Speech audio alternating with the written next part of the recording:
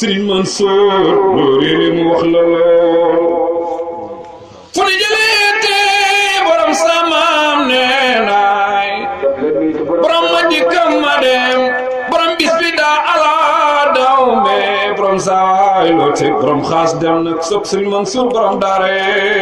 defal ñu nu màggal ko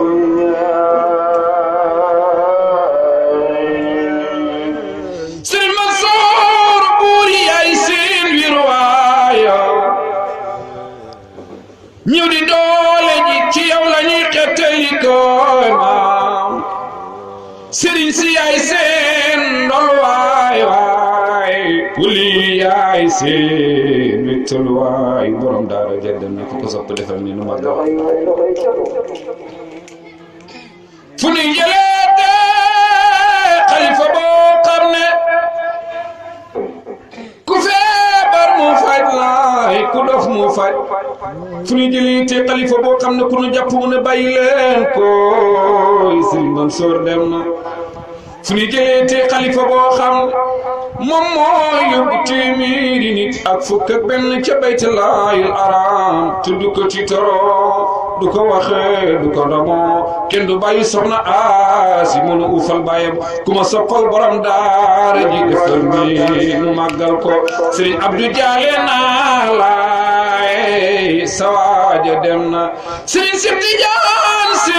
waaw jaale naa laay Serigne Mbay Si Mansour jaale naa laay soxna Fat Si jaale naa la borom sawrul xalifati wal ilaaw axlaaw yuxni murida kamal yardaaw ixwaaw waaye ku sopp Serigne Abdoul Aziz Al Amin defal ni na màggal ko koy Serigne Abdou di soppe mbay moo jàmbaar ci toolu mbay xadara bi gërëm na la mbaay iski diine jeewanaay ku nu fi naw du xam na la waaw Serigne ab xam say mbir ti fonk la baay fii ci Sénégal ku la bañ doo gëstu mbiro fonk diine jee doomi soxna yeey fu ñu dajee baay